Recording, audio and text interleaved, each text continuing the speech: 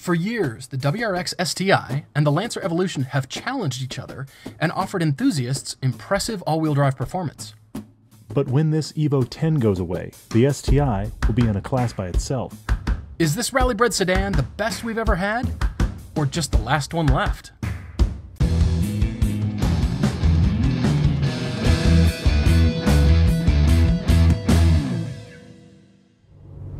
Without even starting this car up, it makes you want to drive fast. Not to mention when you put it in Sport Sharp mode. This is the 2015 WRX STI. This actually has the same powertrain as the prior version. 6-speed gearbox, the exact same engine they've used kind of since dinosaurs roamed the earth. This is not an upgrade to the new engine that comes out of the new WRX. But this is different enough that justifies having two models, and therefore the question remains, should you spend more money buying this car?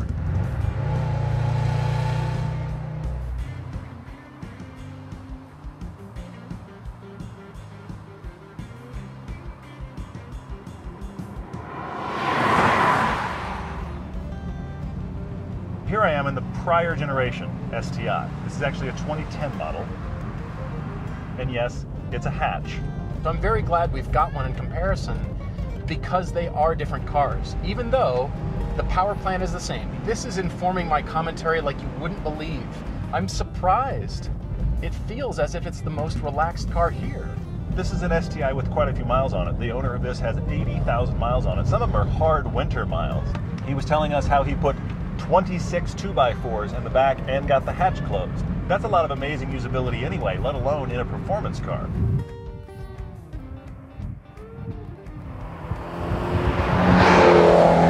You know, Todd and I had to bring the EVO along for this comparison. Sadly, it's going to be one of the last reviews you can compare the new EVO to the Subaru STI. However, you can't review an STI and not bring an EVO. So here we are with two STIs. This EVO 10 bridges both of these generations of the STI. I mean, this car is old now, it needs to be replaced, and yet it's still competitive. I wish Mitsubishi would have pushed this car further. I wish they would have pushed the refinement even more. But this is what we've got. We had to bring this car along, in part because the owner of this car graduated to an EVO because of our reviews. What do I need to say about the styling of the EVO? It's an EVO. It looks like all the other EVOs we've ever driven because this car has been unchanged throughout all the years. It's the first time we've driven a white one. I'll talk about the fact that it's white. It's white. Now, I'm a fan of this hatchback. I wish Subaru still had this. It's unique, it's compact, I like the resolution and a lot of the shapes. I feel like this car is the best looking of the bunch. It's less in your face, it's less boy racer, and I think this appeals to a lot more people. I like the front end better, I like the way the car sits, and all these angles and scoops, I feel like it's resolved better on the hatchback. Look at both of these cars side by side and you think, what really looks newer, but what's really going to age better? I think the new car is fussy in comparison to this one, especially the headlights. I never thought this version of the STI was overly attractive. The thing that I never really connected with especially was the front. The nose of it just always felt a bit kind of muddled, not sure what it wanted to do. However, as an overall package, I think this is a more coherent design. I'm seeing a lot of the same styling cues from the 2010 model on this car. They feel a little bit stuck. The problem is the fact that this is underneath just an Impreza, and the base Impreza is not a performance-looking car. The base Lancer is, and while the front is nice and aggressive, the farther back you get, the kind of less coherent the design. Also, the front end looks quite a bit like the EVO, frankly. However, the sedan is very aggressive looking. It's got a wide body stance, and it's unmistakable. And this wing on the trunk, yes, I instantly felt ridiculous. I don't think there's any other car besides the EVO or the Subaru STI that can get away wearing a ridiculous wing like this. Interior-wise, this has become a modern interior, just like all the other new Imprezas. This is definitely improved. I like this much more modern style than the prior STI. If you're a person that wants technology in your car, this is really, of these three, the only real choice. And on this car, which is the launch edition, you've got these inserts on the door, the inserts on the seat, so they're color matched here. I'm liking the seating position, but you are a lot lower in both the 2010 STI and the EVO. The interior on the older car, it's not that nice. I mean, the gauges themselves are great, very clear, very analog, very interesting. Beyond that, though, it's not a pretty interior. However, ergonomics in here are fantastic. Your placement with the pedals and the wheel and everything, it's just a lot more inviting as a sports car, even though the interior on the new one is nicer. But it's interesting to see these materials, they look the same as if they were new. Maybe that's the trade-off for having such cheaper materials in the car. So later on, years later like this, they still really look the same. They look and feel like the car was when it was new. It's an EVO, it's a GSR. It looks like all of the rest of them.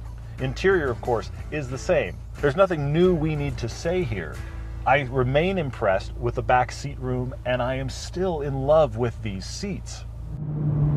This has those very aggressive Recaro seats, and they are great. These seats are better than the seats in both of those STIs. And while the seating position in the EVO has never been a good thing, you do sit lower in here than you do in the new STI. Something about the new Impreza chassis, for all of the improvements, has also lifted you up off the ground more, and as a result, you don't feel like you're plugged in as much to a sports car. So the engine is carryover. And unlike the 2010, you can really hear this engine, oh, that gorgeous Subaru throaty sound. Interestingly though, in spite of being same engine, same gearbox, this actually feels a little punchier in the low mid-range of the torque band, because the throttle is a lot more sensitive. Love that throttle response. 3 types of settings.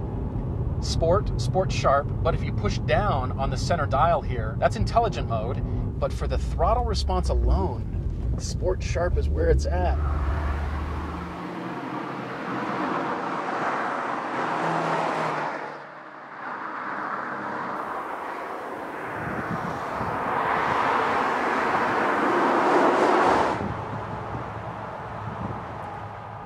What's interesting about this engine is it has this linear progressive feel to the turbo. Now it's still gutless way down low, but I like the way this just rolls in and you've got more and more power. You just want to beat this engine and it's fine with it. So Subaru soldiers on with this same engine they've had in the STI pretty much forever. Now the 2.5 liters does help it have an easier launch and simpler thing at lower RPMs than the EVO's engine. And unlike the Subarus, this car gets all light switchy. Yes, it does. When that power comes on, wow, it's a good thing that it's got all-wheel drive. The STI spreads its power out a lot better. There's still a little bit of nothing up front before it rolls onto the power, but it never has the deadness that this does before it gets on boost. Once it's on boost, the EVO has a surge and an urgency that's better than the STI, which is a surprise, because on paper, this actually is a little bit less powerful. But again, it's in a smaller swath of the power band. All right, come on, turbo. See, it doesn't come on instantly. It doesn't snap your neck. It just is smooth power.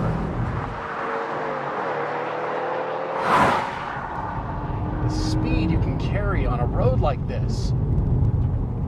I had an opportunity to drive this car on the highway for a little bit. It did all right. The suspension was pretty rough, I will admit. It wasn't until I got on a fairly windy canyon road that the car didn't just sort of come alive. It turned into an entirely different car.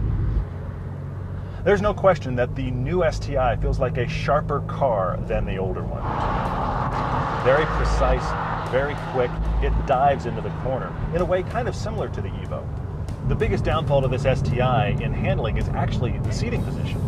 It's not that the car isn't handling well, it's just that you're sitting significantly higher than you were in the prior STI. It makes it feel like the car is tipping more, even though it's really not. There's not much body roll.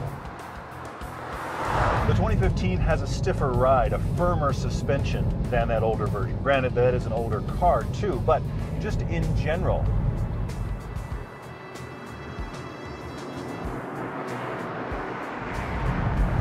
The 2010 STI is, by a little bit, the lightest car of the three. Getting in this car just feels dramatically lighter to me.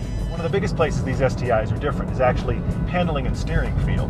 This older STI steering rack is slower and the steering is lighter, so it doesn't feel nearly as connected or as sharp diving into a corner.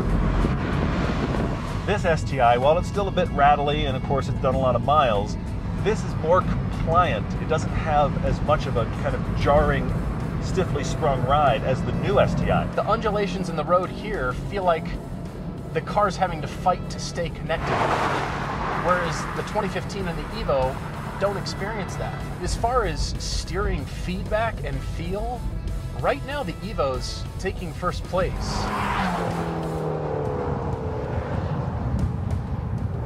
Now, that older STI was noticeably behind on steering precision and quickness compared to this EVO. The new STI is a shadow. It's a flicker behind this car. The EVO still feels sharper, and I'm very surprised to say that. And what immediately strikes me, seat-to-seat comparison time, is how light and agile this car feels. It's light in a way that still feels locked down to the road. It doesn't feel light in terms of you're going to go skittering off or lose control easily.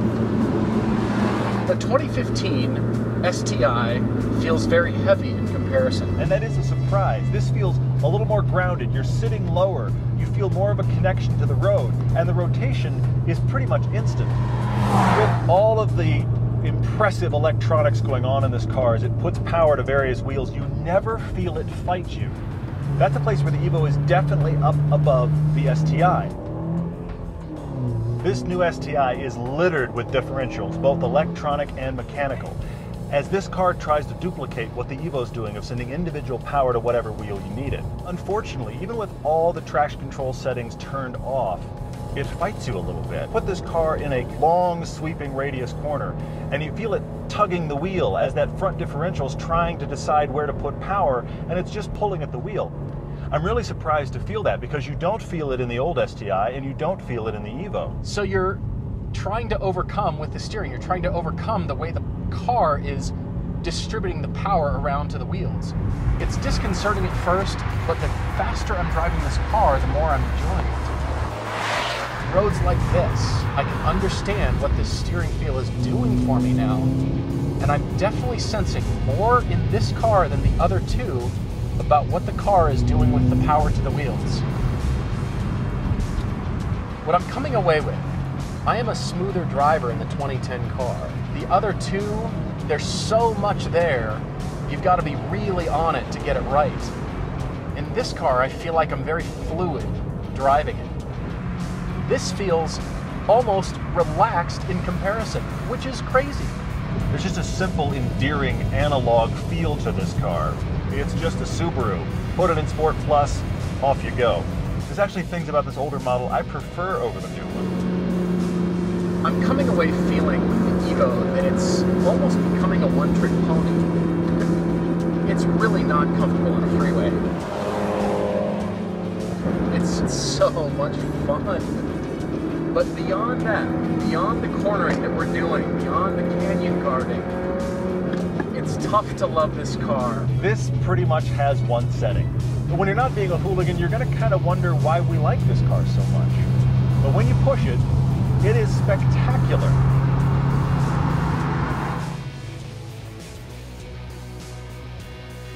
The 2015 WRX STI, surprisingly, is my favorite of the bunch. In comparison, the 2010 felt a little bit neutered. It felt kind of holding back, whereas this car feels so capable. To my surprise, even this new STI is not quite the performance canyon carver that even the old EVO is. However, This is a much better rounded car. A little bit better backseat room, feels a little bit more grown-up interior. It's a more modern car. It's more well-rounded as an all-purpose automobile than the EVO. So have we driven the Mitsubishi EVO enough? No, I'm actually next time on Everyday Driver, the Mitsubishi EVO 10. We brought the EVO because we had to. When we're driving this, you know we had to have that car along. Well, but people have insisted. You guys have said to us for a long time, do EVO versus STI, do EVO versus STI. I mean, it's Apple versus Samsung, it's Pepsi versus Coke. You all have the one you like already. So here we are, but not just one STI, two STIs, because that EVO spans both generations. It does. I thought it was going to like the 2010 because that's what I remembered about it. It was great. But here's the question. Better than the EVO? For me, yes. Really? And it wasn't until I had all the switches and the dials and everything turned up and I started really going after it that it started to outshine the EVO for me. The EVO was great. I came away really pretty wowed by this car. So wait. Are you saying that Subaru has finally done what they've set out to do? They have beat the EVO? I kind of think they have. The EVO is great, but I think it does one thing. But it does that one thing so well. Yes, that's the one thing I want. Dynamics, that's what I'm worried about. I realize that's not how everybody drives. I know. It's sharper than the prior STI. I definitely noticed that. But honestly, I want to take traits of both these STIs, I want to merge them, and I want to make one car. That would be nice. There's things about this that I don't like as much as the older one. I was surprised by that. But just dynamically, that EVO is still sharper, feels faster, it's lighter on its feet. I'm shocked to say that with all the work that's gone in here. But I actually think that the WRX is more really revolutionized than the STI. I feel like the STI has been refined again. I'm waiting for the revolution. This is my car for the all-around goodness, but it's still a better car than the EVO. I would like to say that the planets have now properly balanced themselves. We disagree again. There you go, Everyday Driver is back to what you expect. So having driven the 2015 and the 2010 Subarus, and of course in comparison to the EVO, it feels like Subaru was holding something back. Those other two just stir me a little bit more. There's some spark there that is just not quite there in this car for me. This is a fun car. If you were thinking about maybe I should just get an older STI, yes, you should. You would enjoy it. There's nothing revolutionary that's happened in the new one. It's a refinement. It's more of the same recipe. But even though it's a new body style, it's just kind of traded pluses and minuses and still wound up about an equivalent car. So in this comparison, it's still remaining one of the most fun cars I've driven. But in terms of doing many things well, I cannot vote for the EVO. Every time I drive one, I ask myself the same question. Why haven't I bought one of these cars? Now that they're going away, maybe I missed my chance, but take the opportunity.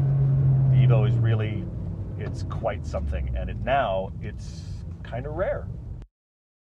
This is the car you should buy. EVOs are great. If this is not the car for you because of the price, the 2010 is still fun. But this is such a fun car to drive. It will scare a lot of other, lot higher priced and on paper far more capable cars. This is an impressive new generation of the STI idea, but it's not a revolution. This STI, of course, is still impressive, but there's not an overly compelling reason to buy the new one over the old one unless you just prefer it more.